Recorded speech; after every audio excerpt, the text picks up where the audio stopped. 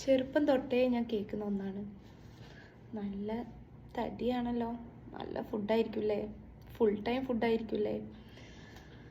ഇങ്ങനെ ചെറുപ്പം തൊട്ട് ഞാൻ കേൾക്കുന്ന ഒരു സ്കൂൾ ടൈം വരെ പലതരത്തിലുള്ള കളിയാക്കലുകളായിരുന്നു. ഇത് കഴിഞ്ഞ് നമ്മുടെ ഒരു കോളേജ് ലൈഫിലേക്ക് വന്നപ്പം അവിടുന്ന് ആ പറഞ്ഞ ടോണ് ചെറുതായിട്ടൊന്ന് ചേഞ്ചായി. എന്നോട് ചോദിക്കുകയുണ്ടായിരുന്നു, ഇങ്ങനെ തടിയൊക്കെ ആണെങ്കിൽ കല്യാണം ആവാൻ ഭയങ്കര ബുദ്ധിമുട്ടായിരിക്കും കേട്ടോ, കല്യാണം കഴിക്കുന്ന സമയത്ത് ആളുകൾക്ക് എന്നെ ഇഷ്ടപ്പെടണ്ടേ, തടിയൊക്കെ വെച്ചിട്ട് എങ്ങനെയാണ് ഇഷ്ടപ്പെടുക എന്നുള്ള ഒരു ടോണിലേക്കായി. അപ്പം ഞാൻ വിചാരിച്ചു ഇത് കല്യാണം കഴിയുന്നതോടുകൂടി ചിലപ്പം നിന്ന് പോവുമായിരിക്കുമെന്ന്. അതും കഴിഞ്ഞ് കുറച്ചും കൂടി കഴിഞ്ഞപ്പം ഞാൻ കേട്ടത്, അല്ല പ്രഗ്നൻ്റ് ആവാൻ, അതായത് തടിയൊക്കെ വെച്ച് പ്രഗ്നൻ്റ് ആവാൻ കുറച്ച് ബുദ്ധിമുട്ടാവുമല്ലോ. ഇനിയിപ്പോൾ പ്രഗ്നൻ്റ് ആയാൽ തന്നെ ഡെലിവറി ടൈമിലോ അത് ഭയങ്കര കോംപ്ലിക്കേഷൻ വരുന്ന ഒരിതാണ്. തടിയുള്ളത് കൊണ്ട് പലവിധ പ്രശ്നങ്ങളും വരാം. പ്രഗ്നൻസി അത്ര എളുപ്പമായിക്കൊള്ളണം എന്നില്ല.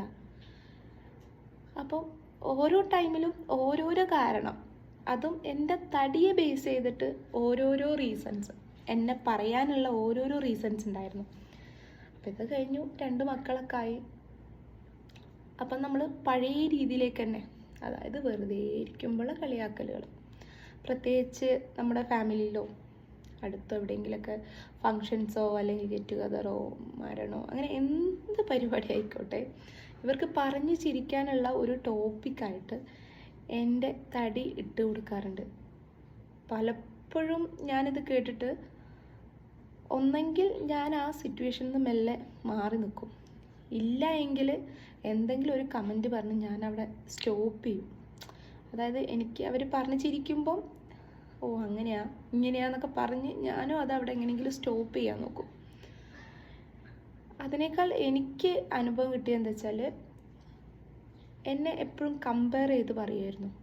അതായത് ഞങ്ങൾ 4 മക്കളാണ് വീട്ടിൽ, അതിൽ 3 പേരും മെലിഞ്ഞിട്ടാണുള്ളത്, ഞാൻ തടിച്ചിട്ടാണ്. അപ്പോൾ ഇവരുടെ 3 പേരുടെയും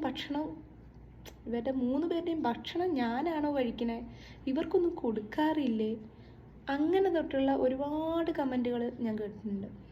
പ്രത്യേകിച്ച് എനിക്ക് ഏറ്റവും കൂടുതൽ ഹേർട്ടായതുള്ളത്, നമ്മൾ ഭക്ഷണം കഴിക്കുന്ന സമയത്ത് പലവിധ കമൻറ്റുകൾ വരും. കഴിച്ചോ നല്ലോണം കഴിച്ചോ, അത്തരത്തിൽ തുടങ്ങി എൻ്റെ ഓർമ്മയിൽ പലവിധ മെമ്മറീസും ഉണ്ട്. അതിലൊന്നാണ്, നമ്മൾ ഒരു ഗെറ്റ് ടുഗദർ പോലെ ഒരുപാട് ആളുകൾ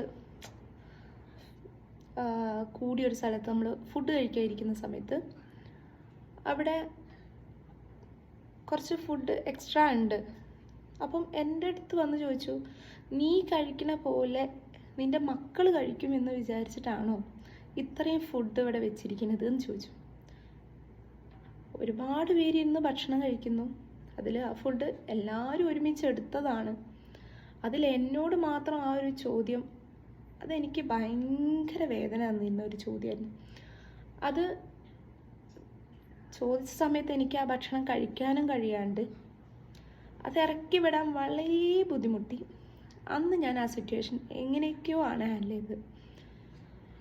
ഇങ്ങനെ ഉണ്ടാവുന്ന സിറ്റുവേഷൻസിൽ നമുക്ക് ഇല്ലാതാവുന്നത് നമ്മുടെ എത്രയോ സന്തോഷങ്ങളായി, അതായത് നമ്മുടെ എത്രയോ സന്തോഷമായിട്ട് പോകേണ്ട ഒരുപാട് ദിവസങ്ങൾ നമ്മൾ മെൻ്റലി ഡൗൺ ആക്കിയിട്ട്, ഇവർക്ക് എന്താ കിട്ടണേന്ന് എനിക്കറിയില്ല, ഇതൊരു നിരന്തരമായിട്ട് നമ്മളെ പിന്തുടർന്ന് ആക്രമിക്കാനുള്ള ഒരു ശേഷി, അത് ഭയങ്കര കേട്ടോ.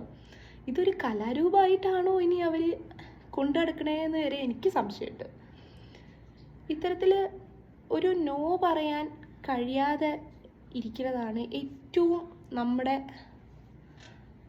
കുറവെന്ന് എനിക്ക് ഫീൽ ചെയ്തിട്ടുണ്ട്. കാരണം